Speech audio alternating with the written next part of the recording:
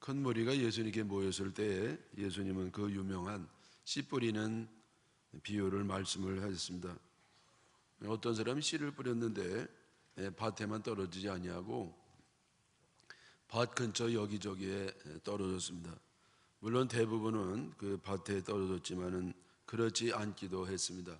더러는 길가에 떨어지기도 했고 또 바위 위에도 떨어졌습니다. 또 가시 덤불 속에도 떨어지게 됐습니다. 길가에 떨어진 씨는 사람들이 지나가면서 자기도 모르게 밟아서 죽였고 또 구루마가 인껴가지고 죽기도 했습니다. 또 그나마 남아있는 것은 새가 쪼아먹어가지고 사라지게 됐습니다. 바위 위에 떨어진 씨는 바위 위에 조금 그 약간 오목하게 들어간 부분에 그 흙이 있어가지고 마침 거기 떨어져가지고 씨가 살아 있었습니다마는 바위 위에 그 뜨겁게 내리쬐는 태양볕과 열기 때문에 흙이 바짝 말라서 덩달아 말라 죽어간 것입니다. 또 가시떨기에 떨어졌다는 것은 가시와 함께 자라서 제대로 자랄 수가 없게 됩니다. 그러나 잘 경작해 놓은 좋은 밭에 떨어진 씨는 100배의 결실을 하게 됩니다. 예수님께서는 비유로 말씀하는 이유에 대해서 말씀을 해주셨습니다. 그 이유는 사람들이 잘 알아듣도록 천국의 비밀을 사람들이 직접 화법을 쓰면 잘 모를까봐 알아듣도록 하신 말씀이 아니고 알아듣지 못하도록, 듣는 사람이 알아듣지 못하도록, 그러니까 허락한 사람만 알아듣고 그렇지 못한 사람은 알아듣지 못하도록 예수님께서 그렇게 말씀을 비유로 하셨다는 겁니다. 여러분 이해가 안 되죠? 여러분 도대체 그러면 알아듣지 못하게 말할 바에 아예 안 하는 게 낫죠. 그럼에도 주님께서 하신 이유는 그 가운데도 듣고 은혜를 받아야 될 사람이 있기 때문에, 예를 들면 제자들은 듣고 은혜를 받아야 되기 때문에 비유로 말씀을 하신 겁니다. 왜 예수님께서 이 사람들이 알아듣지 못하도록 비유로 말씀하셨는지 그 이유는 본문만 보아가지고는 기록이 안 됐기 때문에 알 수가 없습니다.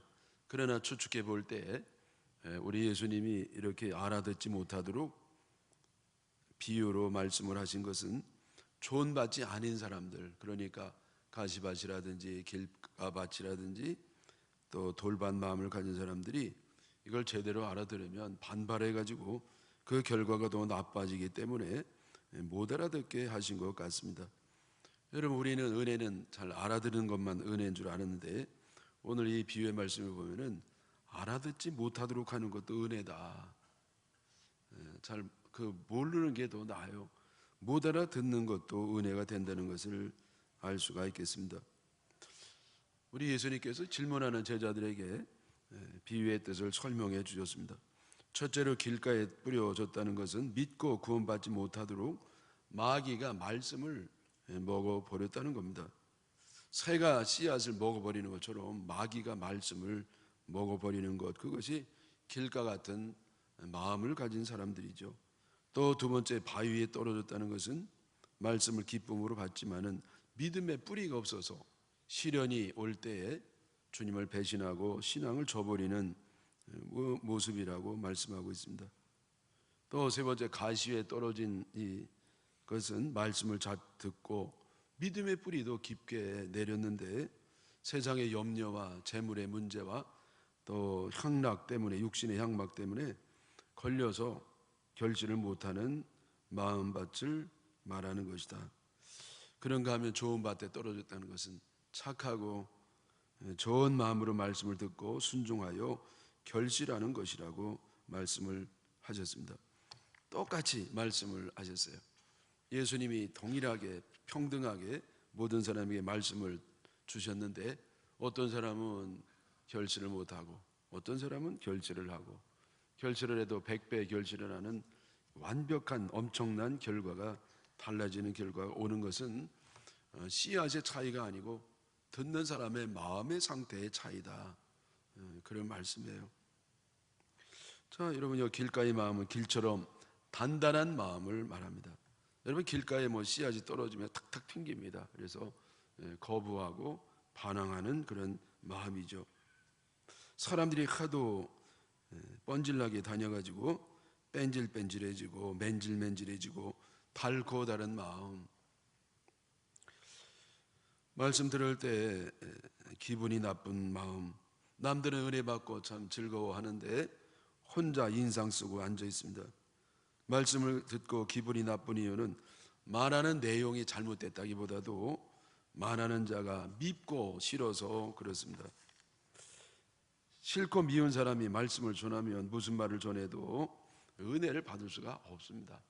은혜 받기는커녕 도리어 받았던 조금 알량하게 있던 은혜까지도 쏟아버리게 되는 것이죠. 말씀을 잘 전하면 전할수록, 남들이 은혜를 많이 받으면 받을수록 더욱더 기분이 상합니다. 왜냐하면 말씀을 전하는 자가 위선자인데, 저는 위선자에게 은혜를 받다니 참 안타깝죠. 저 양반 말은 참 잘하는데 생활은 참 엉터리인데 저는 위선자에게 어떻게 은혜를 받을 수 있겠는가, 그러면서 은혜를 받기를 거부하는 겁니다. 문제는 말씀을 전하는 자가 위선자가 아니라 말씀을 듣는 자가 시기하는 경우가 많다는 겁니다. 물론 여러분, 말씀을 전하는 자가 위선자일 수도 있어요. 그러나 그런 경우는 드물고 대부분 말씀을 전하는 자가 시기심으로 받기 때문에 그렇다는 것이 성경의 설명 가운데 있습니다.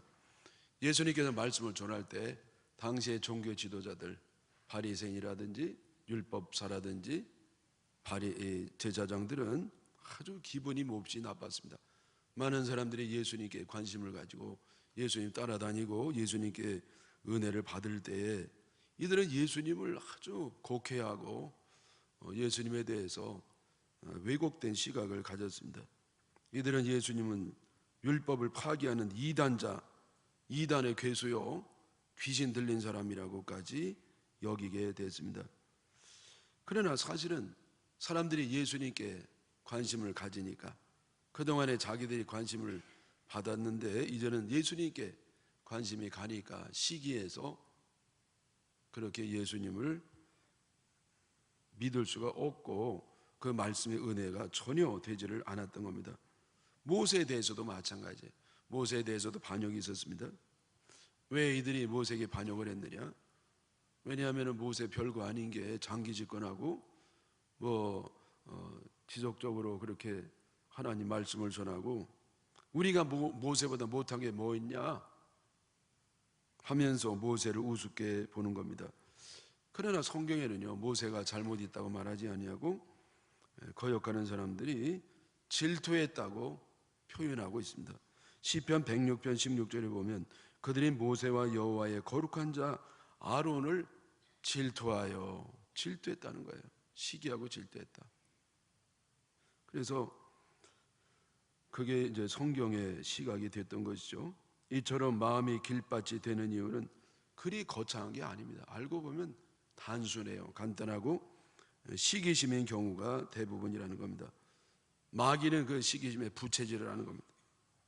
그래서 마귀가 역사하기 때문에 자기의 그 시기심에 논리를 주고 그리고 반대할 수밖에 없는, 은혜를 못 받는 이유, 논리까지 다 줍니다. 그리고 속게 만드는 것이죠. 본인은 제대로 판단한 것 같이 생각하지만은 마귀가 역사하기 때문에 그 마귀의 소나기에서 벗어날 길이 없습니다. 제가 어느 목사님하고 이제 대화를 얼마 전에 하는 가운데 그 교회 어떤 교인이요, 오래 다니고 중직이 된 교인이 맨 앞에 여기 앉아가지고 뭘 자꾸 이게 든답니다. 근데 뭘 듣냐면 앞에 노란 카드도 있고 빨간 카드도 있는데 설교를 듣다가 마음에 안 들면 옐로우 카드를 듣고 또 너무 심하게 느껴지면 레드 카드를 들고 그러면서 계속 거기에 앉아가지고 그런 바람에 환장하겠다고 그런 얘기를 제가 들었습니다. 왜냐하면 본인은요, 그게 교회를 바로 잡는다고 옐로우 카드를 들고 있지만은 얼마나 하나님의 그 사역을 방해하고 있는 것인지 그 사람만 모릅니다. 여러분, 길가의 마음은 한마디로 교만한 마음이죠. 말씀을 듣고 은혜를 받는 것이 아니라 말씀을 판단합니다. 걸리는 게 있으면 회개를 해야 되는데 회개하는 대신 반항을 합니다. 여러분, 비가 이렇게 오면 누가 맞느냐? 비 아래에 있는 사람이 비를 맞죠. 근데 비 위에, 구름 위에 있으면 어떻게 비를 맞을 수가 있겠습니까? 말씀 아래에 있어야 은혜를 받는 것인데 말씀 위에 있으니까 은혜라고는요 전혀 받을 수가 없습니다. 아담에게 있던 그 교만죄, 교만, 그리고 아론에게 있었던 그 시기심, 그것이 이렇게 길가의 마음을 소유한 사람에게 임해가지고 그런 사람들은 그 교만과 함께 구원받지 못하고 망가지게 되는 것입니다. 이 돌밭은요 돌처럼 단단한 마음을 말합니다. 아예 듣지를 않아요. 그 길가의 마음은 반항하고 저항하는 그런 마음인데 이 돌밭의 마음은 산무예요. 무감각하지요, 무반응하지요, 그리고 무신경하지요. 장독 뚜껑을 닫아 놓고 있으면 아무리 비가 억수로 온다 할지라도 비 한 방울 안 들어간다는 말씀을 제가 종종 드리는데 아무리 은혜가 폭포수처럼 쏟아진다 하더라도 마음 문을 굳게, 마음의 뚜껑을 닫고 있는 사람은 은혜 한 방울 들어가지를 않습니다. 여러분, 교회에, 물론 우리 교회는 그런 분이 전혀 안 계시지만은 설교 시간에 하도 희한하게 자는 분들이 계세요. 그래서 희한하게 기도할 때, 찬양할 때, 광고할 때는 눈이 이렇게 동글동글하게 떠 있다가도 설교만 시작하면 1초 만에 잠이 듭니다. 그리고 끝나면 또 여러분 그렇게 깊은 잠이 있다가 어떻게 또 끝나면 1초도 간격이 없이 눈을 딱 뜨고, 여러분 그래서 그런 지가 15년이 됐어요. 너무 피곤해서 힘들어서 졸려서 그런 것은 주님이 다 아시고 그를 불쌍히 여기시고 더 위로해 주시고 더 큰 은혜를 주실 줄 믿습니다. 그러나 아예 설교 시간에는 잠자는 시간으로 작정해 놓고 설교 시간만 되면 자는 사람들은 심각한 문제가 되는 겁니다. 왜? 은혜를 전혀 못 받기 때문이죠. 본인은 뭐 늘 듣던 말씀이니까 서론할 때 나는 결론에 가 있다고 그렇게 얘기를 하지만은 그러나 전혀 은혜를 받지를 못합니다. 이런 사람은 돌밭의 마음을 가진 사람입니다. 남들이 볼 때, 본인이 생각할 때는 아주 믿음이 있는 것처럼 보이지만은 이렇게 습관적으로 자는 사람들은 믿음의 뿌리가 이미 말라 죽었습니다. 근데 이 믿음이 없는지 어떻게 아느냐? 풍랑이 닥치고 바람이 불 때 알 수가 있습니다. 여러분, 저 독일을 위해서 북유럽 국가들은요, 이 나무들이요, 그 침엽수가 얼마나 우람하고 멋있는지, 우리나라 나무보다도 서너 배 더 키가 크고 올곧고, 그래서 건축 재료라든지 또 땔감으로 쓰기에 너무 좋은 나무들이요, 그렇게 어마어마해요. 블랙 포리스트라고 해가지고요, 그 검은 숲들이 많이 있는데 그런 멋있는 숲도 취약점이 있다는 겁니다. 태풍이 불면 여지없이 무너진다는 거예요. 왜? 뿌리가 약해요. 뿌리가 깊지 못하고 뿌리가 약하기 때문에 그 멋있는 나무가요 펑펑 쓰러지는 겁니다. 여러분, 우리의 믿음의 그 실체는 보통 때는 잘 알지를 못합니다. 그러나 이게 바람이 불 때 믿음의 뿌리가 없는 사람은 여지없이 넘어지게 되는 것이죠. 어느 분이 열심으로 헌신을 했습니다. 그래서 열심히 헌신하면 복이 떨어져야 되는데 복이 안 오고 사업이 잘 안 되니까 참 이 믿음이 떨어졌습니다. 그래도 참고 나왔는데 언제 넘어졌느냐? 아들이 대학 입시에 낙방했을 때 이건 아니다, 이건 아니야, 내가 이렇게 열심히 헌신했는데 왜 이렇게 하나님 복 대신 어려움을 주시는가, 그러면서 쓰러지게 됐습니다. 왜 그렇습니까? 왜냐하면 믿음의 뿌리가 없기 때문에. 여러분, 믿음이 없다는 건 믿음의 뿌리가 없다는 거예요. 그래서 나는 믿음이 살아있는 것처럼 느끼지만은 벌써 오래전에 믿음이 죽은 그러한 마음 상태가 돌밭의 마음이라고 할 수가 있겠습니다. 세 번째, 가시밭은 가시처럼 뒤틀리고 꼬부라진 마음입니다. 말씀을 들을 때 자기의 마음의 상처의 필터를 통해서 그 가시 같은 마음에 왜곡된 그런 상태를 가지고 말씀을 듣습니다. 그러므로 하나님의 의도대로 아주 정확하게 은혜를 받는 경우가 없습니다. 반드시 삐뚤어지게 듣고 꼬타리를 잡는 겁니다. 믿음의 뿌리가 있는 것 같은데 가시가 함께 엉켜 자라가지고 가라지가 된 그런 마음의 상태가 되겠습니다.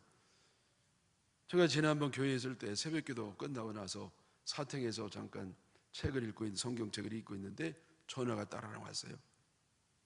여러분, 새벽기도 후에 전화가 온다든지 한밤중에 전화가 오는 것은요, 가슴이 덜컹해요. 왜냐하면 좋은 소식은 거의 없거든요.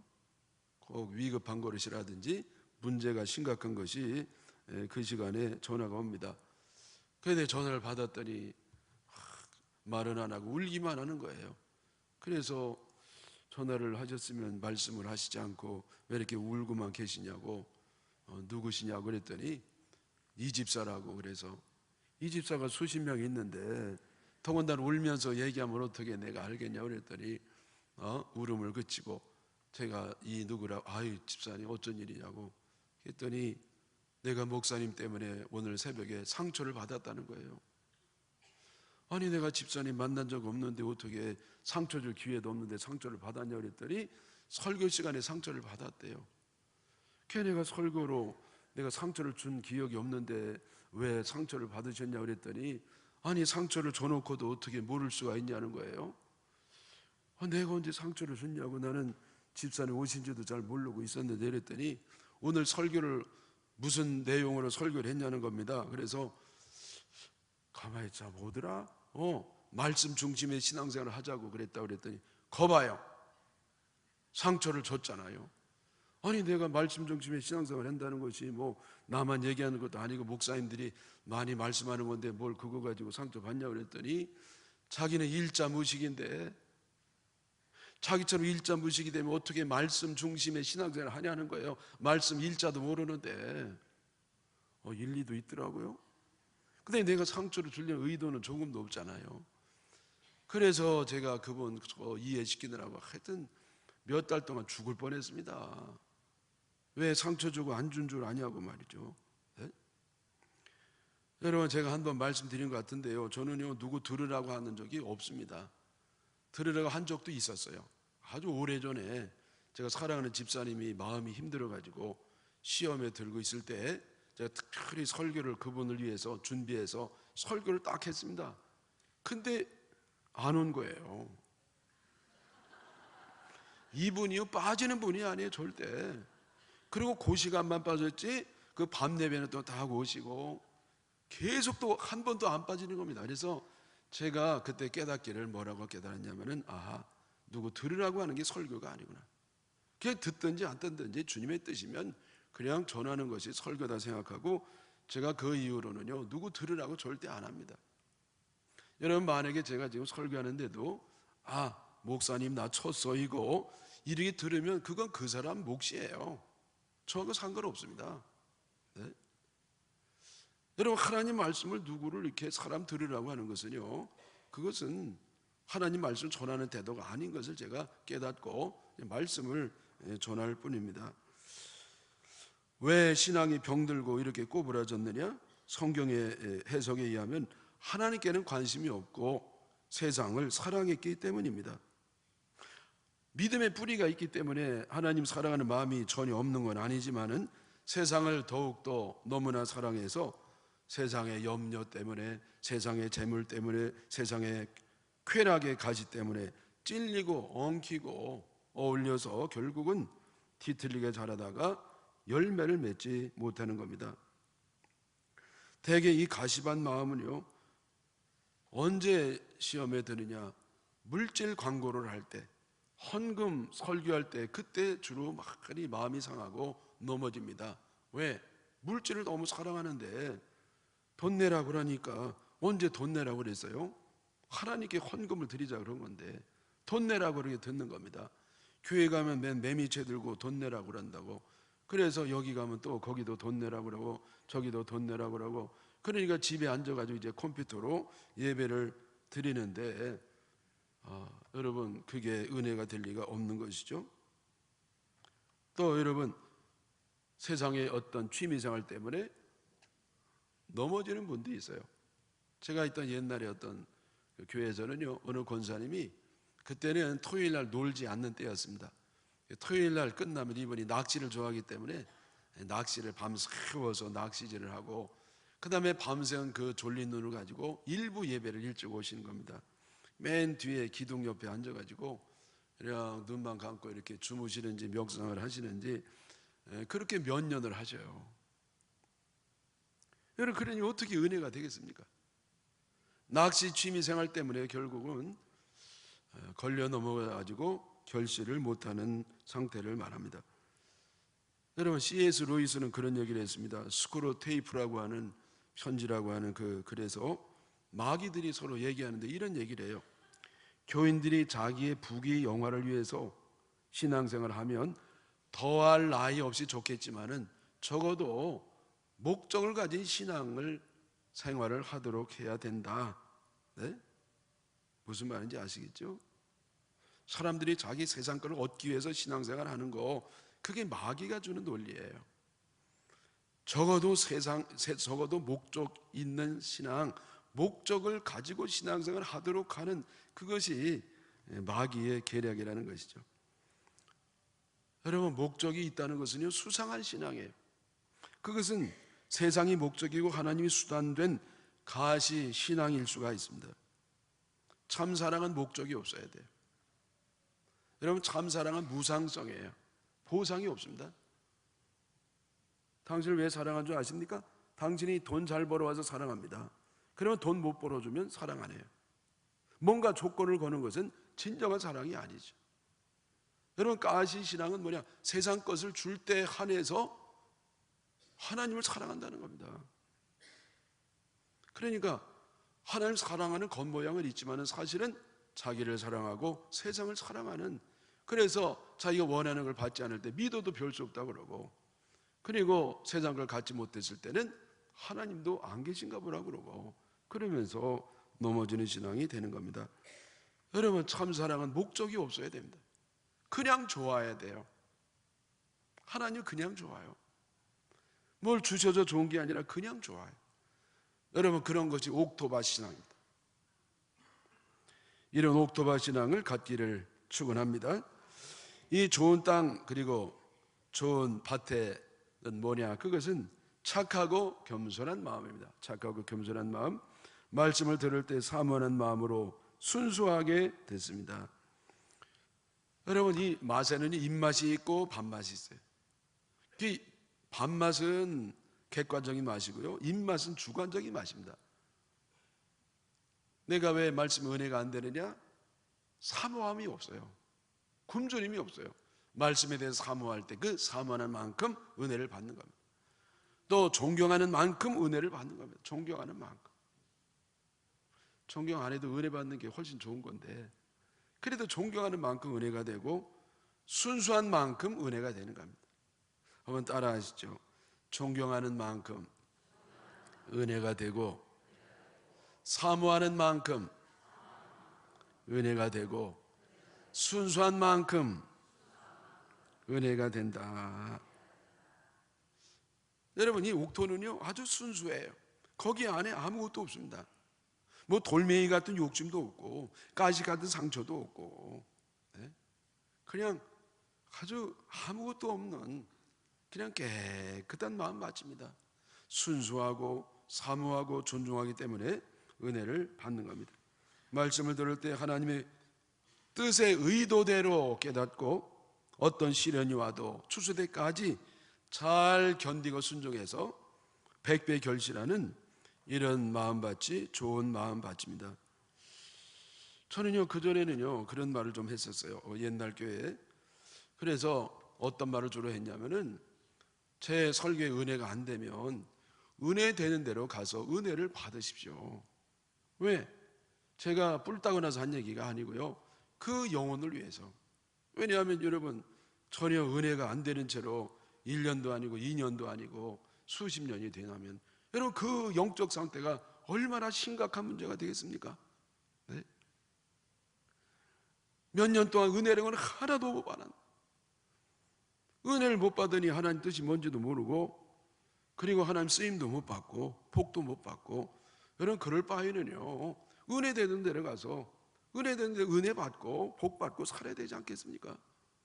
저는 붙잡고 싶은 마음이 100%지만은 그러나 그 영혼을 위해서 제가 그렇게 얘기를 가끔 했습니다. 옛날에. 그랬더니 그때 전도사님 한 분이 계셨는데 전도사님이 저보고 뭐라고 하냐면은 그런 얘기 좀 안 하면 안 되냐고. 그거 좋은 얘기인데 왜 해야지 왜 안 하냐고 그랬더니 누가 나가냐면은요 착하고 약한 사람만 나간대요. 착하고 약한 사람만. 강하고 독한 사람은 안 나간대요. 하나도. 그래서 그것도 일리가 있겠구나. 그리고 그 이후에는 제가 그런 말을 안 합니다. 안 하는데 여러분 그 마음은 아직도 있어요. 네? 여러분 그렇지 않습니까? 말씀 시간 은혜 받는 시간이 되고 주님을 만나는 시간이 되고 축복받는 시간이 되고 여러분 행복한 시간이 돼야 되는데 이 말씀 시간이 전쟁하는 시간이에요. 말씀 전하는 자와 저항하고 전쟁하고 여러분 이래가지고 되겠습니까? 네? 여러분 데살로니가 교회는요 아주 소문난 교회였습니다. 바울 사도가 3주 정도가 있었던가 도망 다니면서 잠깐 하나님 말씀을 전했던 교회인데 이 교회가요 그 유럽에서 아주 위대한 교회가 됐습니다. 믿음의 역사와 사랑의 수고와 소망의 인내가 있는 훌륭한 교회가 됐습니다. 여러분 어느 교회는 100년이 되고 200년이 돼도 아주 그냥 그렇고 그런 교회인데 데살로니가 교회는 바울 사도가 몇 주간 있지 않았는데 어떻게 이런 위대한 교회가 될 수 있었습니까? 그것은 데살로니가전서 2장 13절에 나옵니다. 이러므로 우리가 하나님께 끊임없이 감사함은 너희가 우리에게 들은 바 하나님의 말씀을 받을 때에 사람의 말로 받지 아니하고 하나님의 말씀으로 받음이니 진실로 그러하도다. 이 말씀이 또한 너희 믿는 자 가운데서 역사하느니라. 여러분 바울 사도가 말씀을 전할 때 편안한 상태로 전한 게 아니었습니다. 바울 사도를 죽이겠다고 하는 끊임없는 그 유대인들의 그 계략이 있었습니다.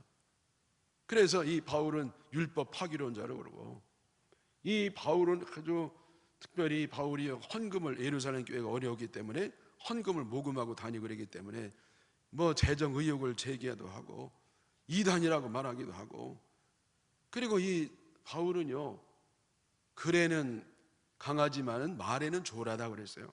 그래서 말을 잘 못해가지고 떠듬떠듬하면서 은혜도 잘 안 되도록 그렇게 설교를 했고 또 병이 있어가지고요 간질이라고도 하고 안질이라고 하는데 뭔지 모르겠어요.